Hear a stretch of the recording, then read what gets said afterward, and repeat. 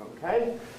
So let F be the space of all possible judgment sets. So remember, you have an agenda in the background, and a judgment set is just a collection of propositions from the agenda. Now, rationality constraints implies that the agents must be rational. They must be consistent.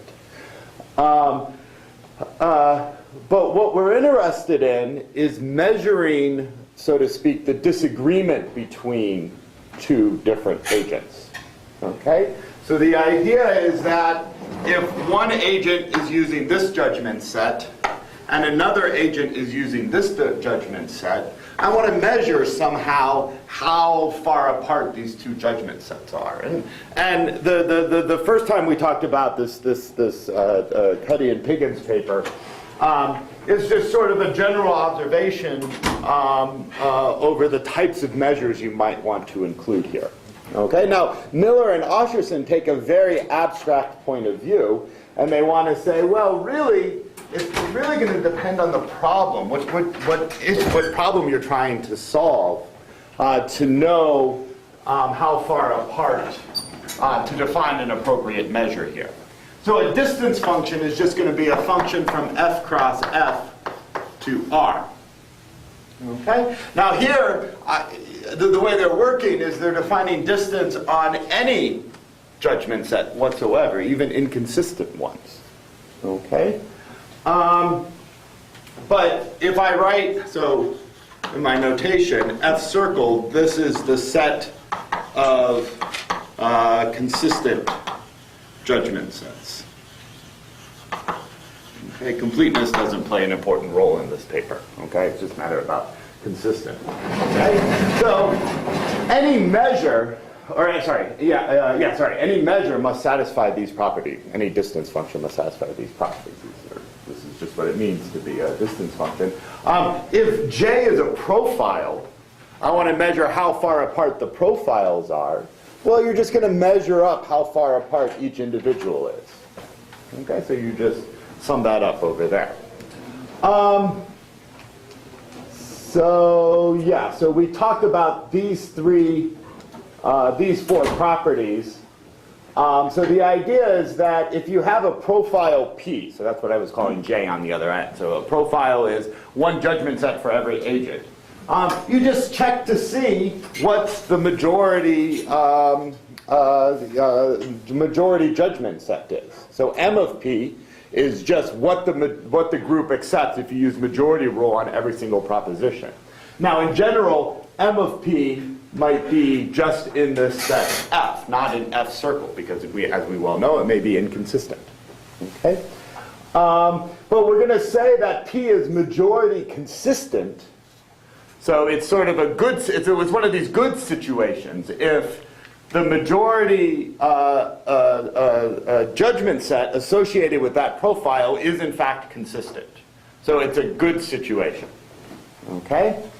So what full D of J and output D of J, those are two, think of them as aggregation methods.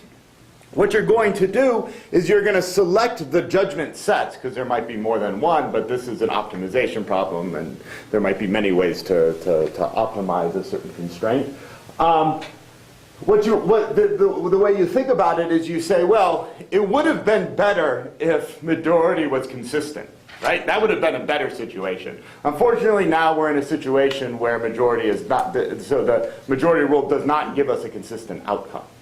Okay, but wouldn't it have been better if we were in such a situation? So what you ask is, what's the smallest number of moves, what's the smallest amount of moves I can make that will lead me from my current profile to a different profile where the majority is in fact consistent? So you start with that profile and you look through and so distance there is sort of saying, how annoyed would you make a voter because you say, hey, to get the outcome, we have to pretend like you really voted this way, not the way you actually voted. Okay? So the distance there is, you can think of it, you want to minimize the annoyance of the voters when you tell them what the outcome is. It's one way to think about it. So that's what full D, so you sort of you look at the set of all good outcomes, and you sort of pick a prototypical one or a typical one, or find the one closest to where you need to go, and you kind of go towards that. Prototype this is just you try to. So basically, this is thinking slightly differently. Is you have the data of you have the profile. Right? This is how everybody voted. And you look at that and you say, well, which consistent profile represents the median voter, the average, the typical voter, given that profile? So what you're doing is you want to look at everybody's judgment set, and you want to minimize the sum of the distances from that judgment set to this other judgment set. So you're not even bothering about majority rule. You're just taking the data and trying to generalize the notion of the median voter. That's essentially what you're trying to do. And then the median voter is what the outcome is supposed to be. And endpoint is similar. So just to kind of run through an example, let J and K be two profiles. I'm going to denote, so let ham of JK, so J and K here, so this notation is clashing here. J and K should be judgment sets here, sorry. So I was trying to use J's and K's for profiles, but I should be using A's and B's to be consistent. So J and K are judgment sets, okay? Let ham of JK be the Hamming distance. So that's just the bare number of propositions on which they disagree. Remember, it has this problem that you kind of count twice.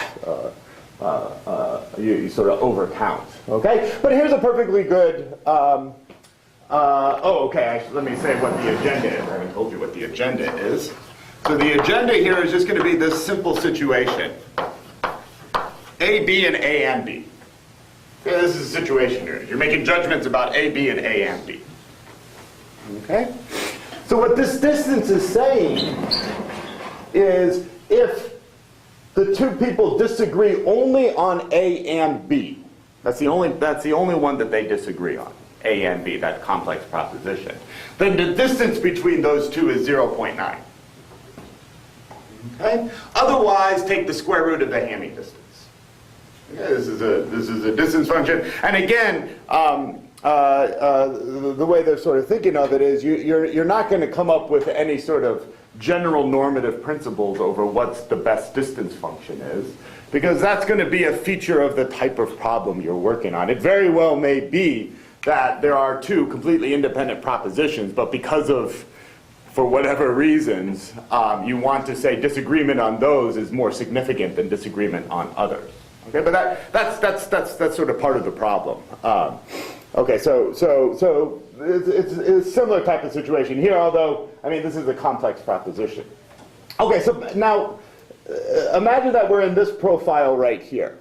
Okay, so forget about these profiles right here. We have 5 voters, and the majority outcome is TTF, so that's inconsistent. So we have to do something.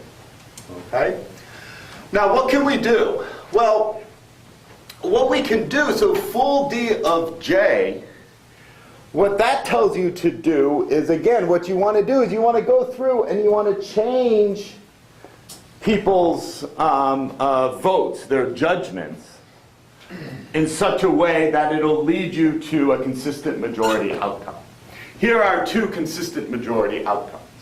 Okay? Now the boldface here, if you can see it, are the only places where they differ right there. Okay? Now the distance from this voter to this voter, or I should say this profile to this profile, so they agree on A and B, so that means you need to just take the square root of the Hamming distance, and they differ on just one proposition, so the square root of 1 is 1. Okay? So the distance between those is 1. Okay, now it's just a matter of checking. I mean, so how many profiles do you need to check? Well, you really need to look at TTT, TFF, FTF, and FFF. These are the only, so this is for A, B, and A and B. These are the only consistent profiles. Okay, so you can just kind of go through and check that if you change, this is the profile that's sort of overall closest that will give you the consistent outcome. I mean, I actually didn't run through all the calculations. I just believed them, and I just did a few calculations, and it seems right. Okay. Now, the difference between full and output, I think, is kind of interesting. So output says, well, you know what? We could have actually found a closer profile. There's one that's only of a distance of 0.9, so I have to change just one person's vote, and that's actually even closer. That's just to 0.9. But the way to do that is to go from TFF to TFT. Okay? So the point is they differ on A and B, and that just then, that's like an override. You then stop and you say the distance is only 0.9. Okay? But what's the difference, of course, with this profile right here is this guy now is inconsistent. Okay? Now, the way you should think of it is not that the guy then voted inconsistent, but it's a way of saying, well, it's just another way of finding an outcome that's, it's a way of sort of justifying this TTT outcome. Okay, it's a way to get the TTT outcome. Okay, endpoint and prototype are sort of similar. So prototype here, what you then go through and do is you need to just sum up for each agent I the distance to each of these four possible profiles. Okay? So you look for everybody. So TTT, so the distance from TTT to TTT is going to be 0, 0 there. And I guess, why is that 3 square root of 2? I thought I had that.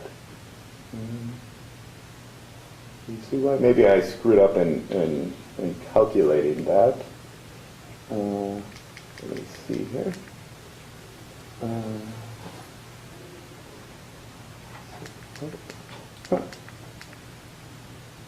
So it looks like I'm, why is that 3 square root of 2? Shouldn't that be 2.7? See, let's go back here and take a look at that. So if they disagree only on A and B, then it's 0.9. Otherwise, it's the square root of the Hamming distance. So the claim, oh, sorry, I actually, what I described was incorrect. I had it in my mind that if you disagree on A and B, then it's 0.9 and you ignore everything else. But that's not what it says. It says if you disagree only on 0.9. Yeah, I was just being dumb, sorry. So if you disagree only on 0.9, then indeed that's what you do. So, in fact, this is a little bit more subtle than what I was saying, because you're sort of saying, look, this guy is kind of funny. You're saying, if you were just sort of logically inconsistent, we could have had a majority consistent outcome. That's sort of the idea. So it says, hey, just pretend you're inconsistent, okay? So then, indeed, now you can see what is actually happening. So the distance to TT and T is going to be, because each of these differ with TTT at 2 places. So that's going to be square root of 2 for each one of those. So there's going to be 3 square root of 2. And you go through and you sum up all of those that way. Okay? So that's, do you guys have any questions on this? Yeah.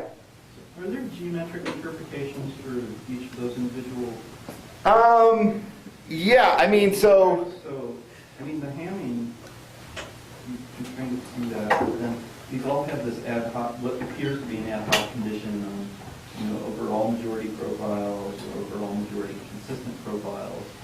So does that? Well, so I think the way you should think of it is not being ad hoc, but just thinking about the problem slightly differently. So indeed, I see why you say the Hamming distance is a very sort of has a natural geometric interpretation, right? You have all these points in a complex space, and you find the one point in the middle that's as close to everybody as you can possibly be. So that's I would say that at least the way I'm understanding, I don't know if they were here, if this is what they would say, but the way I'm interpreting what's going on is you're kind of thinking about the problem differently.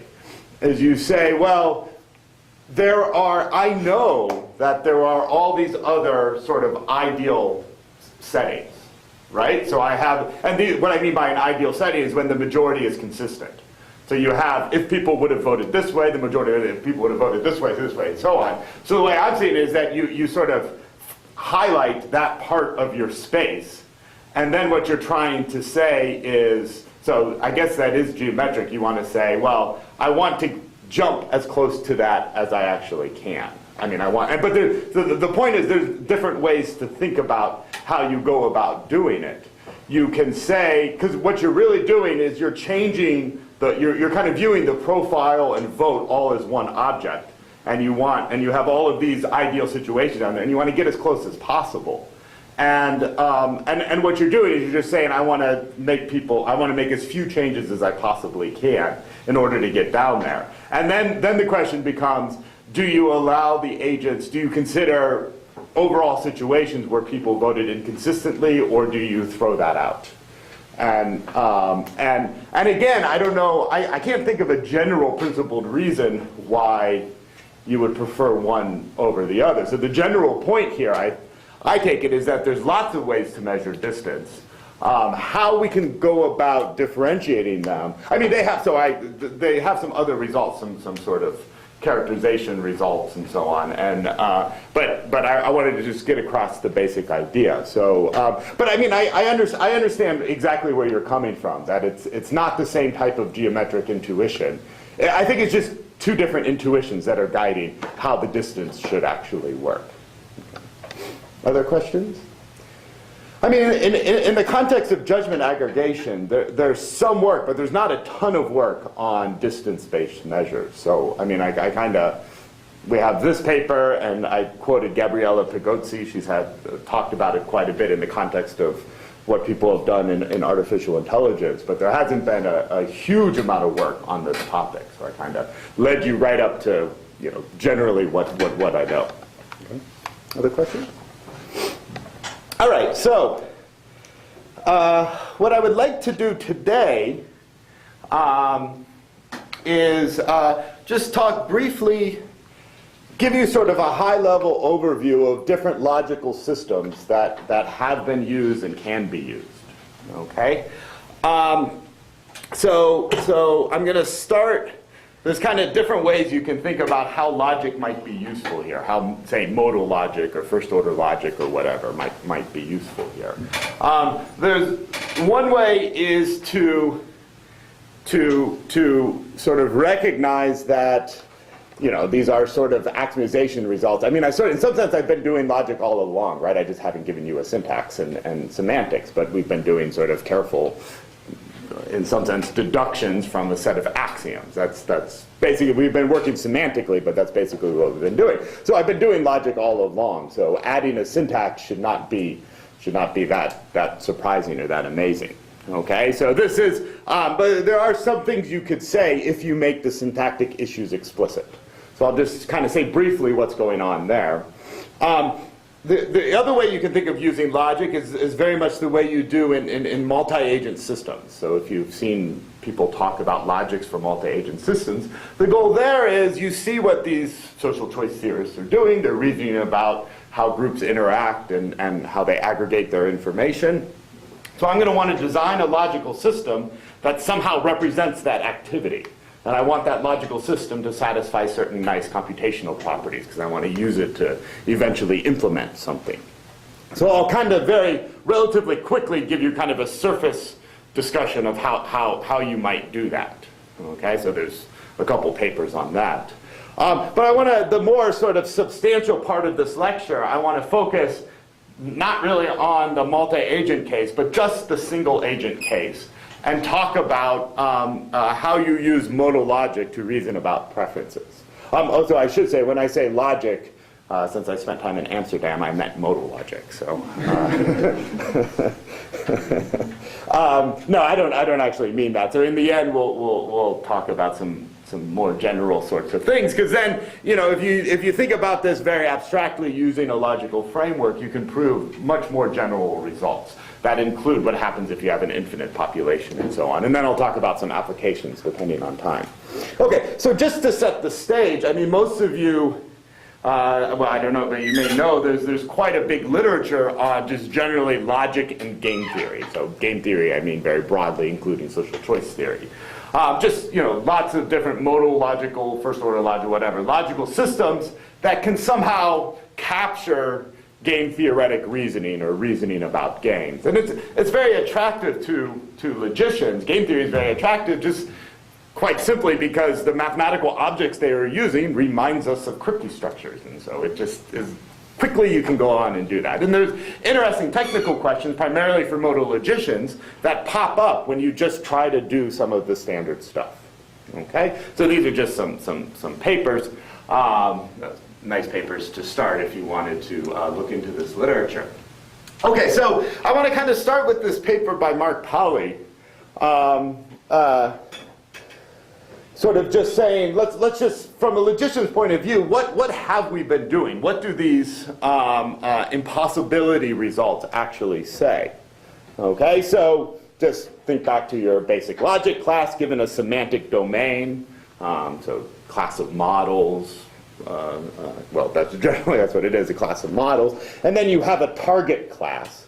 There are two, and then you fix a language and a semantics with respect to that language. There are two types of questions you can ask. Given a set of axioms, you can ask, so I'm kind of using Mark's terminology here, but you can ask, can you define the particular class of structures? So for all, so delta defines T if M is in T, if and only if M validates delta. Okay, so think to, so box phi implies phi defines the class of reflexive Kripke structures, or reflexive Kripke frames. So for every reflexive Kripke frame, it's in, for every Kripke frame, it's in the class of reflexive Kripke frame, if and only if it validates the particular formula, box phi implies phi. But you can also ask for it to axiomatize the theory. So for all formulas phi, if T validate or makes phi true, I should say, phi semantically follows from T if and only if phi is true.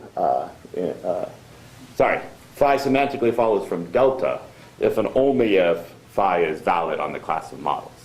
Okay, so there are two general types of questions, and what we've really been focusing on is these absolute axiomatization, the definability type results. So the picture you have in mind is our space of models are all of the aggregation functions, essentially. Right? You're in this gigantic space of all aggregation functions, and my delta, or my T, I guess here, or delta, I forget, I'm confused what notation I am. The set of axioms is just defining a particular subset of the class of all aggregation methods. So May's theorem, you look at all the aggregation methods defined in a particular way. And May's theorem, you have these set of axioms, and you pick out exactly the one that's defined by majority rule. Arrow's theorem, you pick out exactly the dictatorship, and that's precisely what's going on. Okay.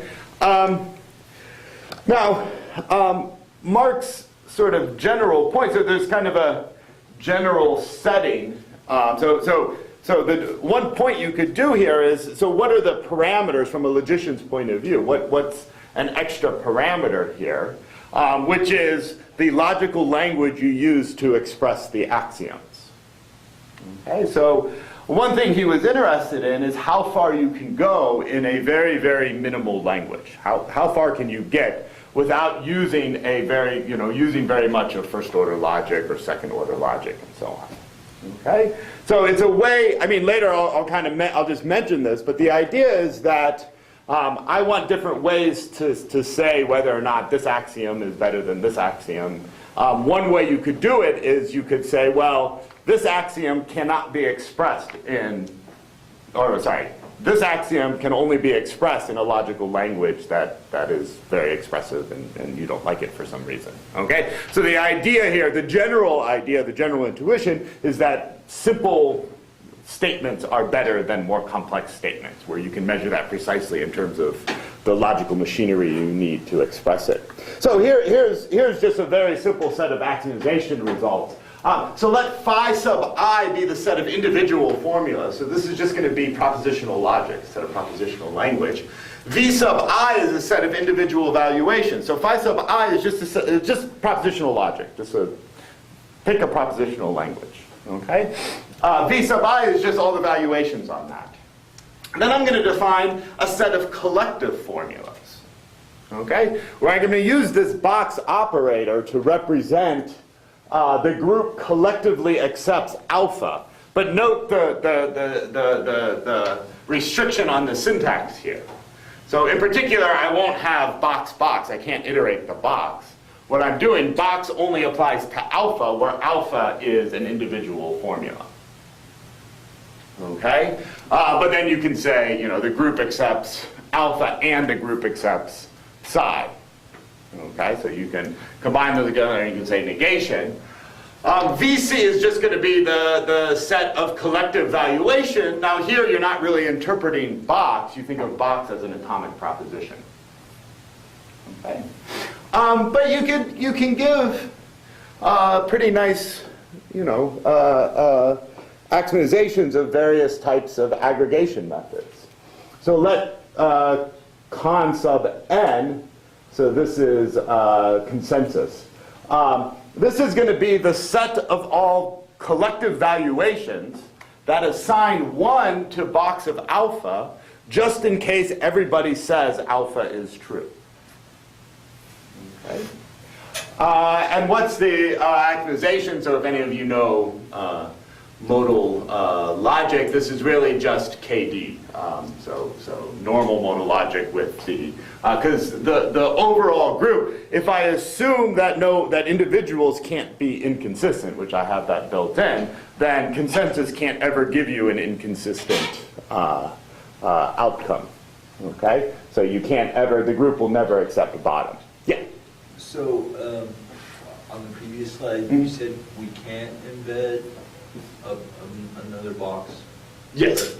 Okay, so you couldn't say in this language the group collectively accepts that the group collectively accepts? Yeah, that's right. I mean, this is, again, this is meant to be a minimal sort of language. The question is, what does that mean exactly? How do you go about interpreting that? There actually, I didn't talk about it. There is some, I forget where I saw it, but there's some work on first voting on which voting method you should actually use, and then use that voting method to actually vote. And you raise, if I was to allow that syntactic object, I would have to think about. I mean, that's the way I would interpret what's going on. The problem with that is I need a much more sophisticated semantics because this V sub I is just the people's bare opinions. You need to give them their opinions on the different voting methods or something like that.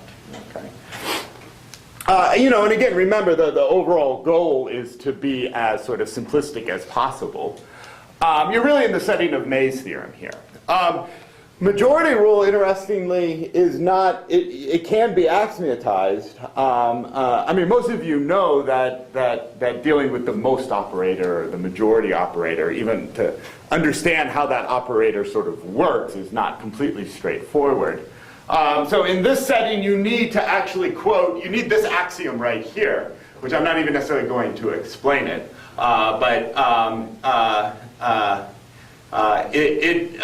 This actually relies on a not completely straightforward technical result from the theory of simple games. So this is just a general sort of result about finite combinatorics result. Okay, but anyway, I mean, you can express these sorts of things.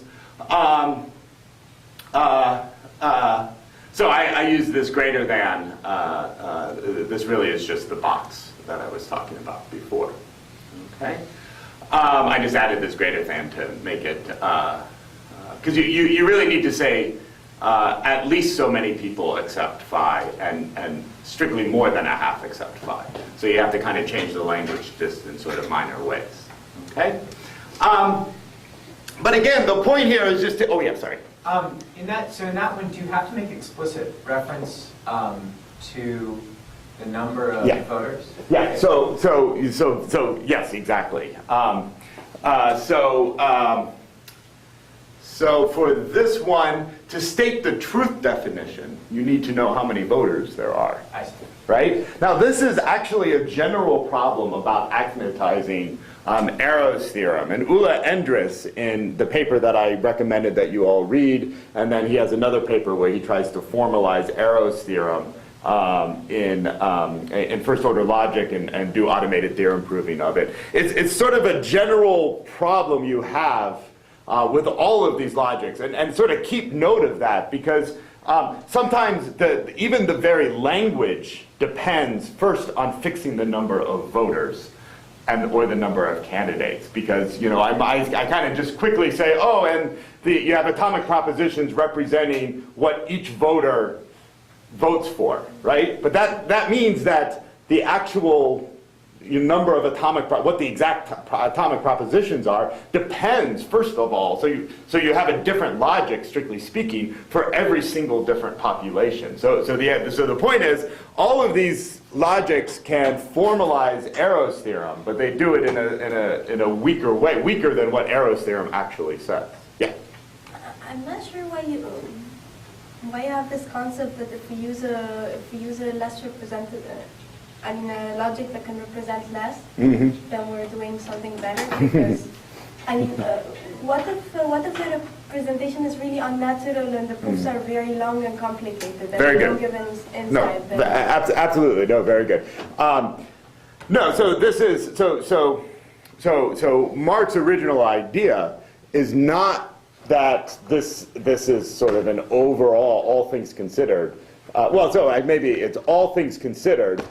Expressing things in a weaker logic is better than not. But this is a very good point, because this modal logic that I have up there, we can all agree it's about as simple as you could possibly be, right? You can't iterate boxes. Now, majority rule is very, very simple, and I said, wow, look at this, I have an axiomatization of majority rule, but yet I'm ignoring this big complicated axiom right here just because it's technical and I don't really want to go through it. So there's this other sense in which tying your hands by your back makes it much less clear how to state what you might argue are intuitive axioms. So no, it's just a trade-off. Basically, what Mark wanted to throw out there is that you should view it as a trade-off, and it's yet another thing to think about. Okay, but that's a very good point. So this general point. Timon Daniels has a paper which he was a master's student at the ILLC, and this is his master's thesis, a paper written from that, where you can sort of look at these languages and ask how much can you express in these languages. So proving some general model theoretic results. So I did some stuff with him about that. And then another type of question you can ask, which I'm not really going to go into here, is when we were doing judgment aggregation, I always say, let's start with propositional logic, right? So that means that in the background, we have some proof system or some derivation or semantic implication that satisfies certain properties, satisfies compactness and satisfies all these usual sort of algebraic properties. And you could just ask, which parts of those can you just throw away? Okay, how much of that can you throw away? And both of these papers here, this is what we sort of thought about, you can throw away lots of stuff. So it's just very minimal algebraic properties of how deduction works will get you the impossibility results. All right, so I just wanted to quickly go over, in part, exactly because of the question you raised. I think this is interesting, but I think it's limited exactly because of the issue that you were raising. Simple language, it's interesting from sort of just general mathematics point of view. If you want to know how these results work, then I think it's always good to sort of formalize it. Okay? So now let's move where Now I can give a more concrete answer as to why you want simple languages. Namely, you want to do computational work with them. Okay, so you want the model checking problem to be easy, or you want the satisfiability problem to be easy. Okay, so you want to use modal logic. That's the mantra. Okay, so I want to sort of quickly go through the idea here, and the idea here is sort of. It's not meant to criticize it, but it's sort of the obvious thing you would do if you want to model judgment aggregation. So you think, so remember, what did we do when we were doing judgment aggregation? Well, I always had these tables up there, right? So I had P, Q, R, and so on. I had these tables up here, and I listed everybody's opinion about each one of the propositions, and then we had some group aggregation method that was listed right down there. Okay, so the general idea of this logic is very sort of straightforward. You say, well, let's just think of this as our Kripke structure, as our model. This is the data that we have. This is the model we're working on.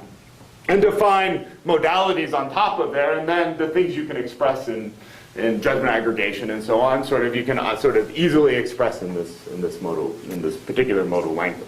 Okay? So just some notation. We have the set of agents N. A is going to be the agenda. J of AL is the set of judgments, maximally consistent subsets of A. Gamma in there is going to be a judgment profile with gamma sub I to be I's judgment set. Of course, the language L here is going to have atomic propositions and it'll have complicated stuff in it, but it's not going to be the atomic propositions in the modal logic I'm about to talk about, right? Because that's something that we're reasoning about. That's sort of part of the model, right? Okay, so that's what I think I don't know if they call it a table, but anyway, that's all it is. It's just this table right here. So here's an example. So F is just going to be an aggregation method. So we have here's an example right here. I think this is probably, this is one of the doctrinal paradoxes that we're used to seeing.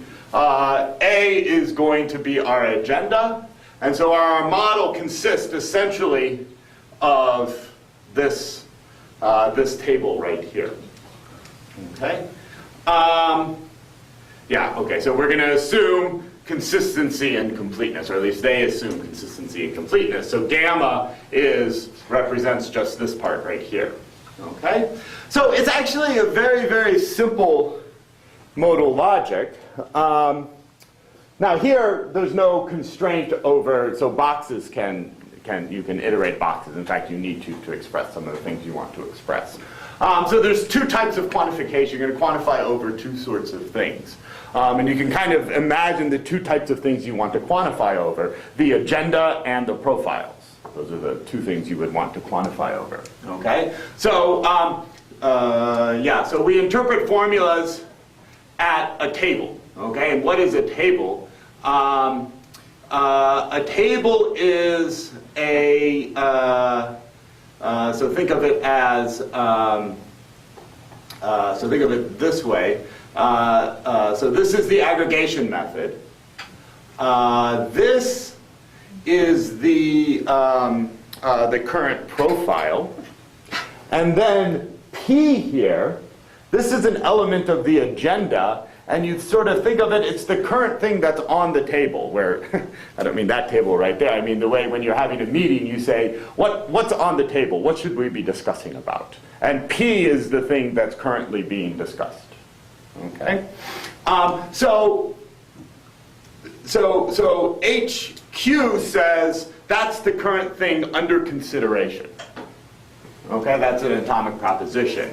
F gamma P satisfies I, so here you see right away it's sort of very explicit. To define the atomic propositions, this I represents an agent. So for every agent you have an atomic proposition. So the number of agents is a parameter to the definition of the language. Okay, so really here you have different languages for every set of agents. Voter I accepts the current proposition on the table. Sigma is that society accepts the current proposition on the table. This is just quantification over different judgment profiles. So box, as we know, is a universal quantifier, so you quantify over all possible judgment profiles. The filled-in box is you quantify over the possible agenda. Okay, so this is why I say it's kind of obvious. They say, well, when we do judgment aggregation, and you can do this with preference aggregation as well, but it's a little bit easier and more obvious when you do judgment aggregation. You say, what are you doing when you state the axioms? You're quantifying over profiles and things in the agenda. Okay? And Boolean connectives are as usual. So just so we see how this works. So P is the current thing on the agenda. 1, 2, and 1 and 2 accept P, but 3 doesn't accept P. Okay? The society accepts P. So P is currently the proposition we're considering, and society actually accepts it. So what's the filled in one? So this is quantification over the agenda. So the question is, can we find a profile where 1 and 3 actually agree? Is there something in the profile in which where 1 and 3 actually agree? Sorry, that's not what I want to say. Well, is there something in the profile where 1 and 3 both accept P? That's what I want to say, right? This is saying, does there exist a profile fixing the thing on the table, P, where 1 and 3 agree, both accept P? Okay, so yes, there is. We just moved to this profile right here. Wait. Did you mean to switch from box to diamond there in the obvious way, or? Well, I'm just saying that there exists as opposed to okay. for all. I'm just, okay, I see what you're saying, yeah. So box and diamond are always going to be dual of each other, yeah. So this one is there a profile on which everybody actually agrees? Okay. Wait, what are the? I keep forgetting for some reason. It's leaving my head. So quantification over the judgment profiles is the empty box, and over the agenda, is the filled-in box. Yeah. So this is, can I change the proposition under consideration such that 1 and 3 agree on that proposition? Okay. This says, can I find a profile where everybody agrees about P? Okay. Where they all agree relative to P. Okay. So all these true here. They all agree relative to P. Okay. So this just says all agents agree on P. Okay. And this then says, can we find a profile and such that they agree on all possible elements of the agenda? Okay, so you can kind of see. So all the agents agree on all propositions in the agenda. Okay, so that's how it works. You're just quantifying over the profile and you're quantifying over elements of the agenda. It's very easy to see how you express majority rule. This says that for all profiles and all elements of the agenda, society accepts that if and only if, at least 2 people accept that proposition as well. Okay, so this just is the logical way of saying it's majority rule. Okay. So they have a sound and complete axionization. Model checking is decidable, but it's relatively difficult if you think the parameter, the size of the agents. You're kind of doing it in a brute force way. You're representing things in a very big way. You have these gigantic tables. So if you really wanted to use this to do model checking, you would have to be much, much more clever in the way you're representing this massive amount of data. I mean, you're representing things as truth tables, which, as we know, is not the smartest way to represent things. Okay? And then you can express lots of interesting sorts of things. So in some sense, you can prove Arrow's theorem. You can give, you have a sound and complete axionization. You can give a proof of this weaker form of Arrow's theorem. Okay? Because you had to fix the language based on the number of agents. Okay? So I just wanted to give you a flavor of how this goes. there's a lot more to be said here about using logic to reason about preference aggregation and judgment aggregation. Ulla Endres addresses this in his paper, and he has another paper where he talks about formally verifying Arrow's theorem. So various sorts of people have used an automated deductive system to give a formally verified proof of Arrow's theorem, so give a complete deduction of Arrow's theorem, and a number of other results in the social choice literature. It's kind of, social choice is very attractive for people doing automated deduction because the results are relatively easy. They use sort of elementary methods, right? So it seems that you might be able to use it to do some real good and suggest new theorems. And there are certain people that have done that. In fact, this proof of the Müller-Satterthwaite theorem, the proof I gave, in fact, in that paper they give two proofs. One is the sort of standard proof that I gave, and another proof using an automated system to give an automated deductive of at least part of it. Okay. All right, so do you guys have any general questions on that? Anything you want to talk about?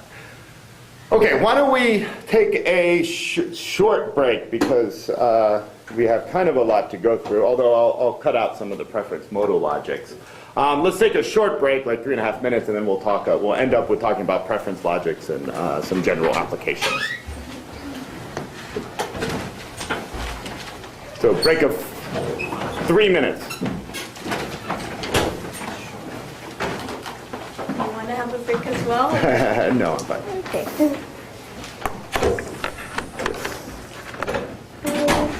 Found this thing. So, yeah. So this is one of the. So those are more general than Yeah. slightly more general Yeah. Okay. because. So those are basically axioms from which you can deduce that. So big T is a function, and we say assuming that the function big T satisfies those three axioms, then it's equivalent to the small d, which is basically the shortest path. I see. And this is a bit more general because here we have the C, which is any positive number. It doesn't have to be one, but it's basically. I mean, it's basically the same. I mean, it's so this is in a different context, but aren't those the same as the ones you showed? So I mean, we use an undirected graph, so we don't need this extra assumption that the paths are. Yeah, but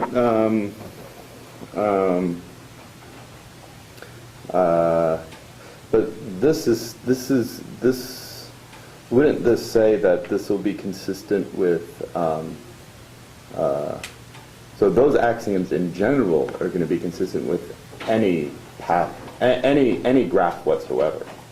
Right? Yes, right? but you can of course specify. So I'm saying this is more general. Yeah. So then what they're doing is just creating the graph, or I mean. Yeah, because their axioms are not like sort of deep axioms. They basically say that the distance measure has to be consistent with this betweenness property, the very specific betweenness property that they have. Well, but this would work with any betweenness property, any notion of betweenness.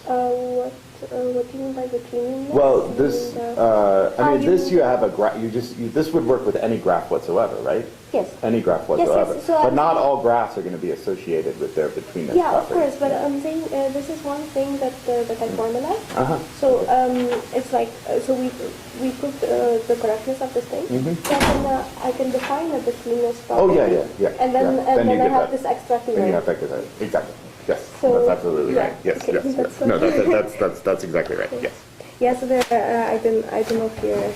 So there are more general forms where you allow like negative weights on the edges and so on. But I guess for this particular. No, but this would be. Would you send me this? What is this? This or the other one? Well, it doesn't really. I It's see. in a very different context, but it's basically the same thing. But so this is one form, and this is the same thing but generalized. Okay, So send me the more most general thing. Or both. I'll send you both because the just send other me a one is link more to both. intuitive. Yeah, okay. Okay, good. Yeah, thank you. Okay. Thank you. Yeah, thank you. So you said that this other theorem was also formalized, this Müller-Satterthwaite Muller saturate, yeah, so there's a paper by Tang and, I forget who the other person, Fangjing Ling and Tang. Okay. Something Tang.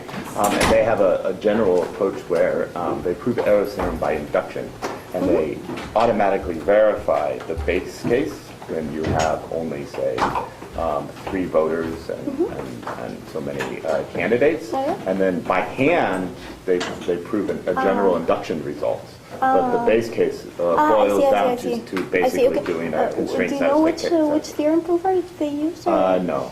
Okay. I just do. I just know. But is it a first order No, one? they think about it differently. They do like a constraint satisfaction process. I see, They're okay. doing. You Okay, think of okay. the way you solve satisfiability problems. So Okay. they're thinking about it. So they write a Prolog program to do it. Basically, that's what they do. Oh, okay. That's what ULA does actually. As well. And they verify it, or? Yeah. I'll just ask me afterwards, or send me email, and I'll send you a link to all of those papers. Okay, Yeah. thanks. All right. Done 3 minutes, I guess. Okay, so now, like I said, I mean, I think these logics are interesting as far as they go. I mean, I think that you're doing some modal logic to represent an interesting domain, and that's really interesting. But one thing you can say is that what you really want is you want to start with general reasoning about preferences, and then add on top of that some neat way to talk about group preferences. Okay, so the starting point really needs to be preference modal logic. So I thought it would be nice to sort of end the course with what I think where you should start with, and then add aggregate all the aggregation stuff that I talked to you about. Add to these things in a clever sort of not too straightforward way. So I want to just say a little bit about preference modal logics, and this does connect up with another aspect of social choice theory, which I'll get to in just a second. So let's go back to the single agent, right? So in the beginning we were just talking about voters with their opinions about objects, about candidates or alternatives or whatnot.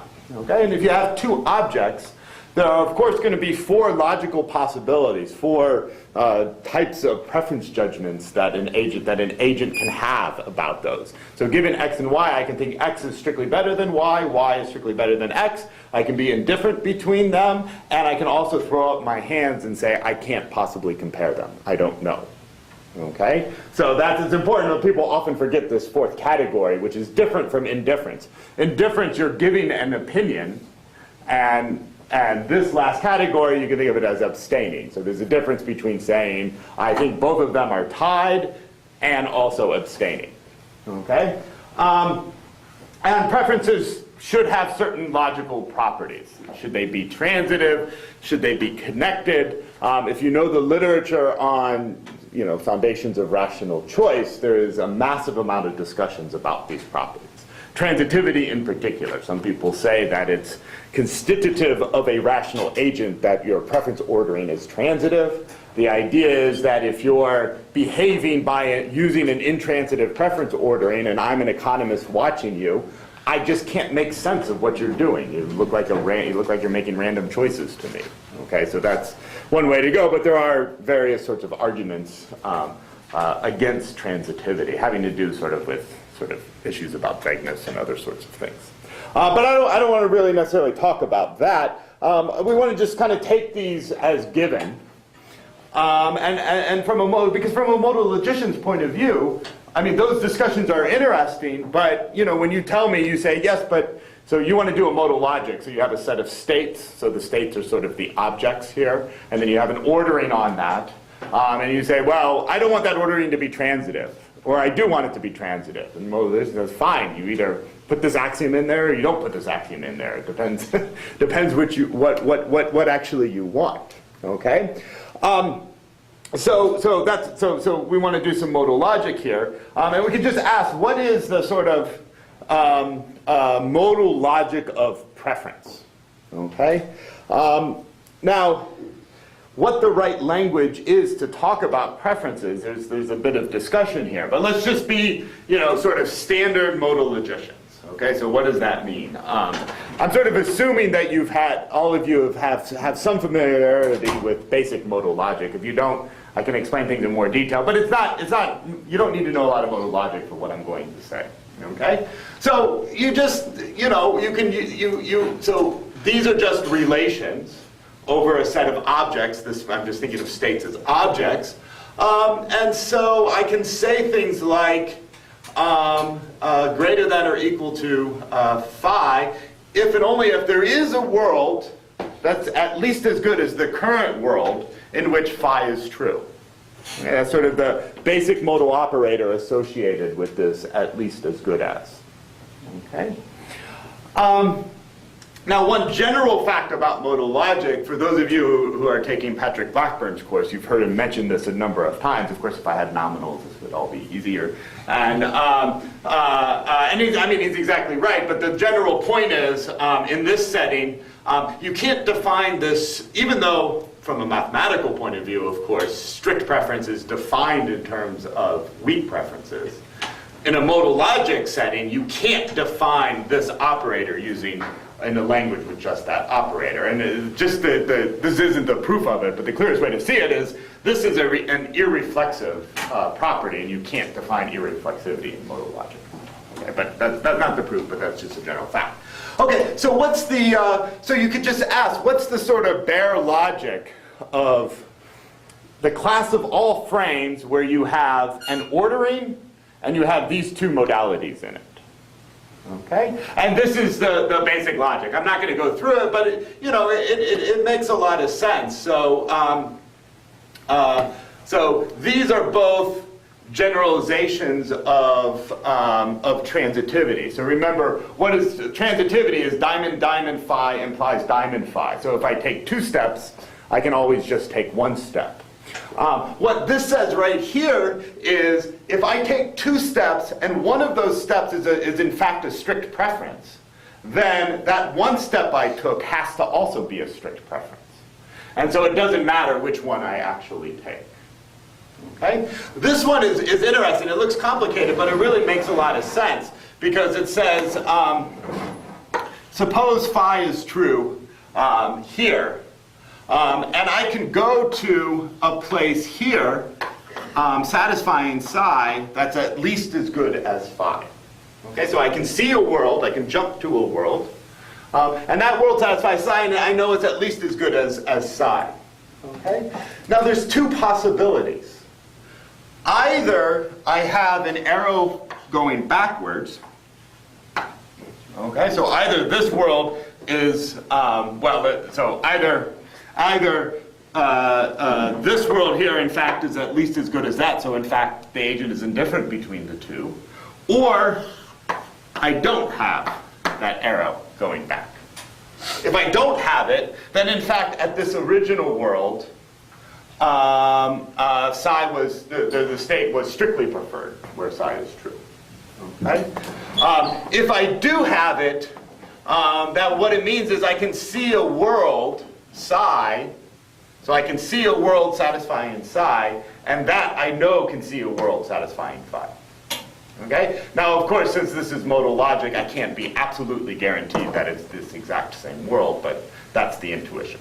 Okay? All right, so this is, so this is axiomatized. It's all well and good, and this is all nice, but, yeah? What's the name of that logic? The logic found in the paper by Johan van Betten and William Buchard. At least that's what I call it. They don't really have a name for it. They call it preference logic. I mean, we should really think of it as a base preference logic, the most basic preference logic. Okay, but to sort of criticize this, I say, look, I want to represent your preferences. When I say I prefer red wine over white wine, it seems weird to me to somehow think of saying that I'm at a state and I'm claiming that there's a world at least as good to this current world in which I'm having red wine over there, and I'm currently having white wine or something like that. And going back to the original work on the logic of preference, von Rit, I mean, what he really had, what he was trying to axiommatize is your preferences are over propositions, drinking red wine versus drinking white wine, or however you want to think of it. So, but note in that language that I had down there, I was talking, the modal logic was really, so you think back of, if you're taking Patrick Blackburn's course, I mean, modal logic is talking about the graph. So we're viewing the preference ordering as a graph, and that's what we're talking about. But we say, wait a minute, preferences, that's not what, they don't talk about graphs, they talk about relations on propositions, okay? There's another aspect of what von Ritt brought up, and this there's an interesting modal logic here, but I'm gonna play down I'm not gonna talk about this that much. Which is, when I say I prefer red wine over white wine, I'm saying that all things considered, or all things being equal, okay? Because of course if I'm having fish, then this is the usual story that you actually prefer, in the context of having fish, white wine over red wine, okay? So there's different ways to go about doing this, so what they were really interested in is adding the set of, so think of gamma here as a set of formulas that you keep fixed when you go to the better world satisfying phi. Okay? So I think I have an example right here. With boots, I prefer my raincoat over my umbrella. Okay, so if I'm having boots, I certainly prefer to have my raincoat over my umbrella. Without boots, I also prefer my raincoat over my umbrella. Okay? But I do prefer an umbrella and boots over a raincoat and no boots. Okay, so this is a natural sort of base preferences that you might have. Okay? But then the question is, do I prefer boots? Let's see, do I prefer my raincoat over my umbrella? Okay, that's the question. Well, if you just so one way to sort of naively jump up and say, well, do you prefer raincoat over umbrella? It's a global statement, not a local statement. So I'm just asking, everywhere, is it the case that our world is preferred, at least as good as the U world? And no, that's not the case, because here I strictly prefer this U world over that R world. Okay? But all things being equal, I do prefer my raincoat over my boots. Okay? So gamma here would be the set, say, B. Right? So when I go to this accessible world, I keep all of the formulas in gamma fixed. That doesn't mean I make them all true. It means I keep their truth values fixed. So when I am considering my preferences between R and U, I first partition my state space according to gamma. So gamma is going to be a set of formulas, and I say, let's lump together all the states in which they agree on the formulas of gamma. So that's going to be an equivalence relation over my model. Now, within each of those equivalence relations, then I ask myself the question, do I prefer, say, globally, do I prefer R over U? Okay, or more generally, psi over phi. Okay, and if that's true in all of those equivalence classes, then I will say, all things being equal, where gamma is an explicit description of what's being kept equal, I prefer my raincoat over my umbrella. Okay, so that's what this actually says. So this right here is an equivalence class, or an equivalence relation where state W is equivalent to state V if W and V agree on all the formulas in gamma. Yes? So on the previous slide, if you preferred boots and an umbrella to boots and a raincoat, then you wouldn't say that all things being equal, I prefer my raincoat. Yeah, that's right. Yeah. So it has to hold when the elements are equivalent, or the number of elements. Equal. Exactly. If I had another two states in this equivalence class that kept B fixed, but I had a different arrow between R and U. So like, say I had another point here and another point there. So B is true, but I had U and R, and I had an arrow pointing back right there. Then I wouldn't say all things considered I prefer. So it's a global statement. So is there a way to capture the intuition when you say I prefer my raincoat over my umbrella, and you're just talking about the top two worlds? You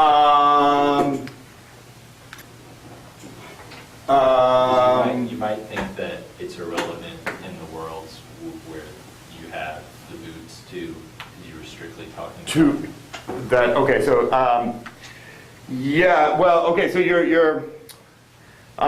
so yes and no. To strictly speaking, do exactly what you wanted, maybe, because if you have a universal modality, you can say everywhere, if this is true, then the all things considered work. But if it's not true, I don't care what actually happens. But I don't think that's getting at the heart of what your point is. Your point is more that they're modeling a notion of ceteris paribus, where it's all things being equal, you're keeping things fixed, where typically you think of things, all things being normal. Being, so they can capture it if you can explicitly write down what normality means. But you might think that you can't write down a set of formulas that describes that. What you really have is another ordering on this. But that kind of complicates the picture. But that's a good point. Okay, so this is the logic. But like I said, I wanted to skip over that because what I'm interested more in is touching on. So I think this kind of I'm making a little bit of a jump, but hopefully you guys can follow why I think this is interesting. I just want to sort of briefly talk about a very interesting part of social choice theory, which is very much related to what we're doing. Because think about what we have. We have an ordering over some worlds, but then I said, I want to somehow take that ordering and turn it into an ordering over propositions. Now, from a sort of purely logical point of view, there's kind of many different ways you can do that. You can say, for all phi worlds, for all worlds, for all pairs of worlds, well, so let me put it this way. I prefer phi over psi if for all pairs of worlds, if W is a phi world and V is a psi world, then I prefer W over V. So that's kind of a for all statement, but you can give a for all exists statement and exists for all and exists. So there's kind of logical ways to do it. But I want to think about this problem much more generally. So the general problem is you have an ordering over objects and you want to lift that to an ordering over sets. Okay? So that's a general question you can ask. So you have an ordering over, and you want to lift this to this greater than or less than hat over the power set of x. What reasonable property should we infer? Okay? So suppose you know that z is strictly preferred to y, which is strictly preferred to x. Given that data, can you infer that z is strictly preferred to the set x and y? What do you think? Did you say yes or no? Or you don't have enough information? Yeah.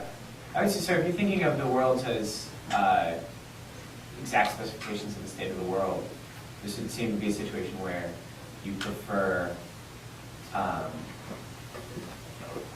right, so it seems like to be an instance of a more general thing where you prefer every world in this one proposition to every world in this proposition.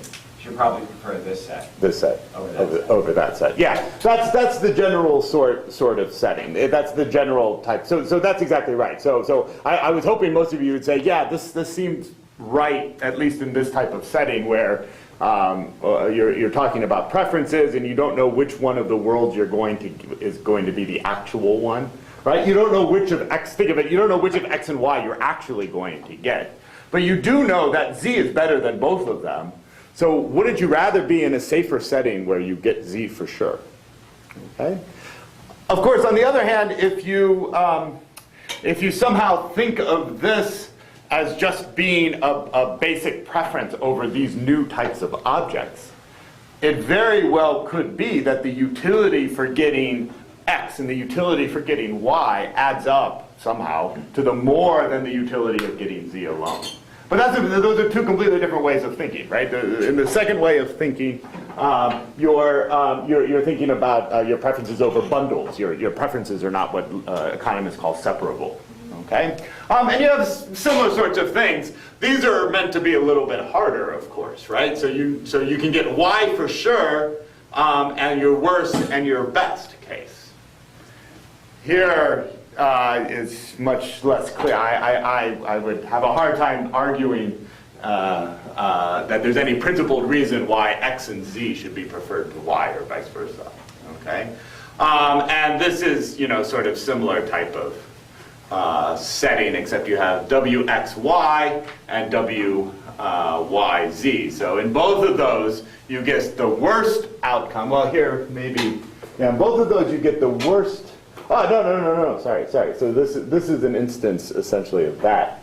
So you have W and Y, and here you're getting Z, which you strictly prefer to X. Okay, so maybe that is, but again, maybe in the context of W and Y, Z, the differences between Y and X somehow have an effect on each other. Okay, and this one, yeah, I'm not sure why I did this one. This one seems obvious, given what I said up there. Okay, so there's many interpretations here. So you will get one of the elements, but can't control which. You can choose one of the elements, or you'll get the full set. Right? So you can't control which. That's kind of the setting of uncertainty that you think about, that the modal logic was meant to put you in the frame of mind. You don't know what the actual world is, but one of those might be a possibility. You could choose one of the elements. That makes dominance reasoning very salient. I mean, if you have control over what you're going to get, of course you're going to prefer the ones where you can pick the best element. Okay? But given the particular setting, you might have different properties you would want to impose. Okay, so people have thought about this in the context of, so I tried to motivate this in the context of reasoning about preferences, but you can also motivate it in the context of strategizing. Because if I'm going to, I have my preferences, right? And I need to decide whether or not I'm going to strategize. Well, in a general setting, all I might know, so there's two things. I might not know what everybody's preferences are. So at best, I can say that this set of candidates is who might win. Okay? And furthermore, even if I know what they're going to do, my changing my preference might lead to a tie. So I have to somehow lift my preferences over candidates to preferences over sets of candidates. Okay, so there's sort of two aspects there. And so they studied, and so people started asking, what sort of general properties might you assume? So let's go back to the context of voting, where it's going to be some random tie-breaking rule that's going to break the tie. So you don't know which item you're going to get. You know it's going to be one of them, but you don't have any control over what it's going to be. Okay? So these are sort of minimal properties you might impose. So first of all, extension just says that the ordering over sets really is an extension of the ordering over the objects. Okay? If you don't satisfy this, then I don't think you haven't generalized the ordering. You haven't lifted the ordering. These also make sense. I would prefer the certainty of getting my favorite outcome out of A versus the uncertainty of maybe getting something else. That's what these represent. And similarly for min. Okay. Garden 4 has generalized two types of this dominance reasoning. Suppose that you take an object that dominates all of the objects in A. Okay? Then if I throw that in, I should prefer this set better because I now have a chance, however small, of getting that outcome. And similarly for the other direction. If every element dominates X, or every element is strictly better than X, then throwing it in should make it worse, because now there's a possibility of a worse outcome being selected. Okay? And then finally, just by the fact that I'm calling it independence, you can imagine that this might cause some problems. We have this independence axiom. So this says, suppose that, and I think I do this all the time. This is a mistake I've had in here. I think the correct axiom is B is strictly preferred to A by the lifted ordering, but it doesn't matter so much in what I'm going to say. So B, let's say B, because that's a stronger axiom. Suppose B is strictly preferred to A. Okay? Then throwing X, so a completely new object, throwing that into both of them, is going to make B union X at least as good as A union X. okay? And the idea is that X is this new object. You don't know what it's going to do. It just can't reverse your preferences. At best, it can make your the A's and B's turn out to be equal. Okay? Can you give an intuitive example of a situation in which adding a new candidate can make them equal? No, I hadn't thought about it. Let's see. So this is a new. So where it would really make them equal? So you know for sure you're going to get, say, Obama, and you know for sure that it'll be Mitt Romney. So I strictly prefer Obama over Mitt Romney, those singletons. Say there's some other third-party candidate. So that setting, it seems pretty clear that you should still strictly prefer Obama, because Obama is like my top choice. I suppose the type of thing you would have to come up with to really make them equal is in the context, it's not at the end of the outcome. There's still some uncertainty. So maybe it's something like, yeah, I strictly prefer Obama over Romney, but given the uncertainty of how the votes may fall in the United States, I would rather have, say, you know, if there's this third-party candidate, then I would be equally as happy between Obama and that third-party candidate and that third-party candidate and Romney. I don't know. I'm kind of struggling here to find the right sort of explanation. But I mean, the motivation for this is, so I think what you might be worried at is that I'm shifting the underlying context of the type of setting that I'm in, and that very well may be true, because this independence says, you know, X is irrelevant to A union B. If it's irrelevant to A union B, then throwing it in should not change my overall ordering of B and A. So if I already know my ordering of B and A, and X is irrelevant to everything else, then throwing it in should not change that particular ordering. So maybe I want to read it this way. Yeah. So anyway, yeah. I'm sort of confused about this because, I mean, what if, you know, A and B are the two meals you're considering, and X is a certain type of wine that would maybe, you know, boost one up. Yeah. So that, I mean, then if as soon as you start doing that, then you're looking at the bundle rather than each individual object. You're thinking of it all together. Okay. So let me let me manage my time a bit better. So all of these principles together lead to are impossible. Right? If you have more than 6 objects, then there's no weak order that satisfies both the Garden-Force principle and the independence property. And the general, I'll just give you a very high-level sort of sketch of what's going on. The general problem, the key problem here, is that what these principles are doing is any set A whatsoever is always going to be equivalent to the pair max of A, min of A. So when I look at a set, what these principles are essentially implying is that that entire set is just going to be, from my point of view, all I care about is the maximum and the minimum. Okay, that when I look at it, that's what I actually see. Okay, so the best candidate and the worst candidate. You can think of it as, you know, suppose you have x1 over x2 over x3 down to, say, x6. I know that if I have x1 by itself, that's going to be strictly better than x1 and x2. That's Garden-Force principle. Which will be strictly better than x1, x2, and x3, which is strictly better than all of those.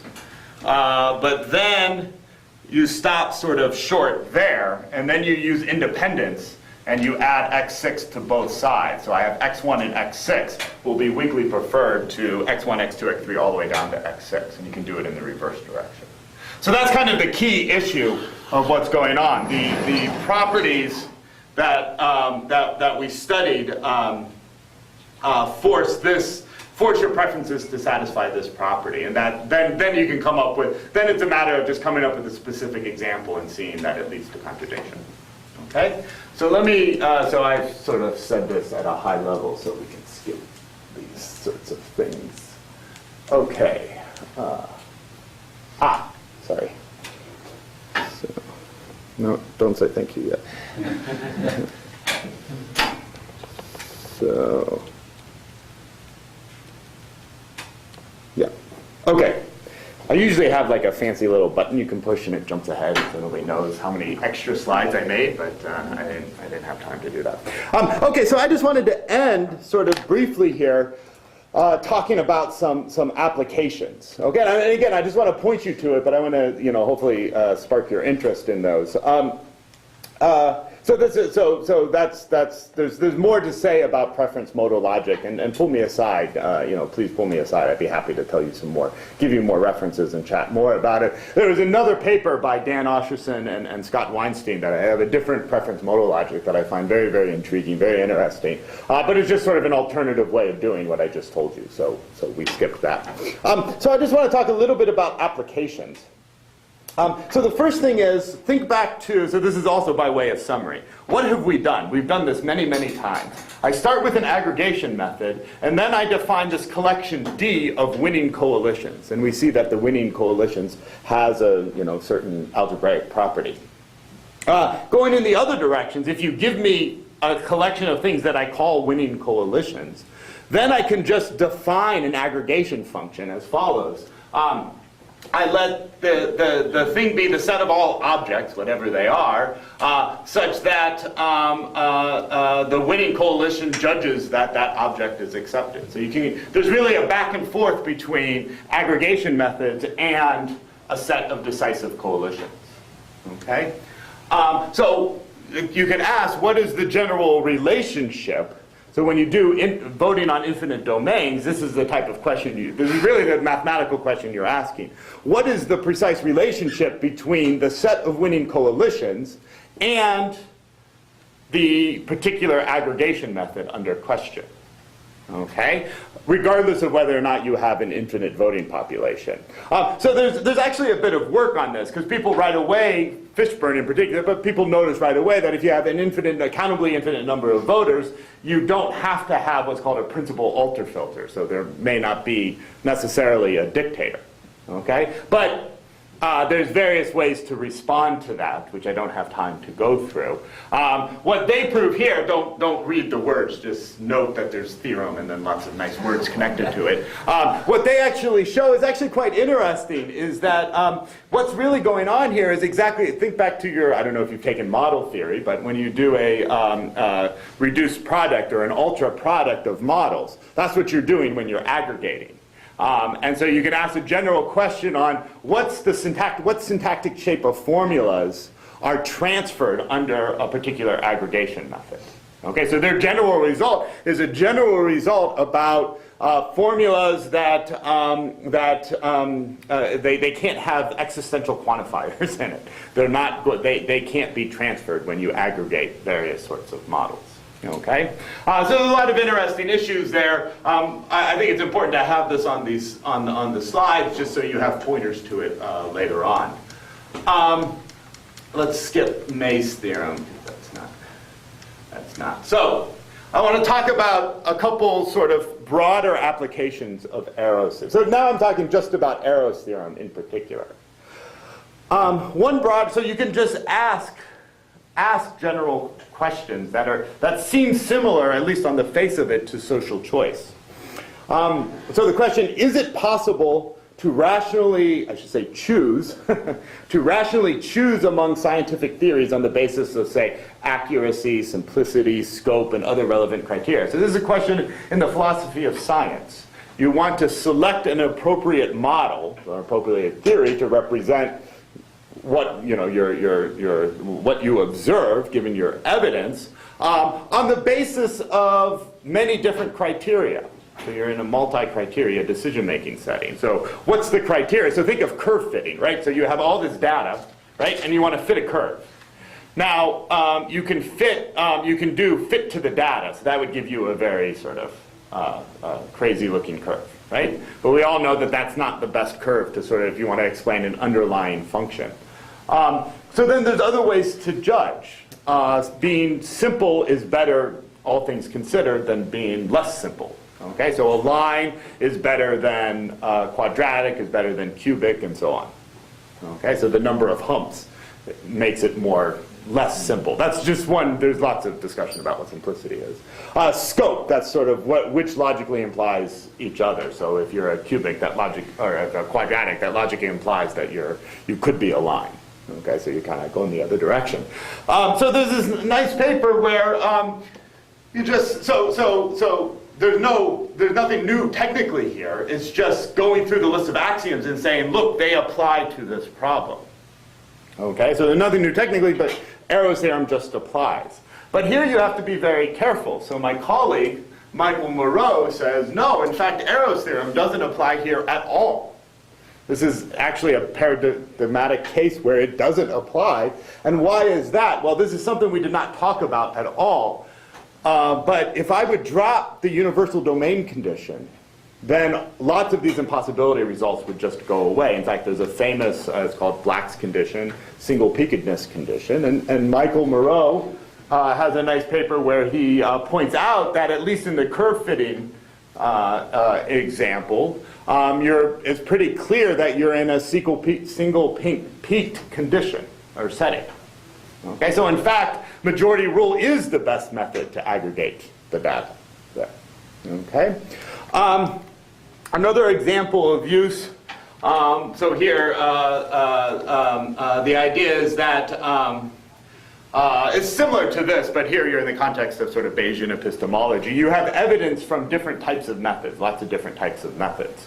And you have all this different evidence right there, and it confirms your hypotheses to different degrees, okay? Or it sort of ranks your hypotheses in different sorts of ways. How do you merge all of that information to say, this is what I actually believe? Now, the subtleties here, actually, so looking at this paper, he very quickly says universal domain obviously applies. And given what Michael Moreau is talking about, I think we have to be much more careful in thinking whether or not it obviously applies. Because it very well could be that methods of inquiry sort of restrict the type of profiles that are actually possible.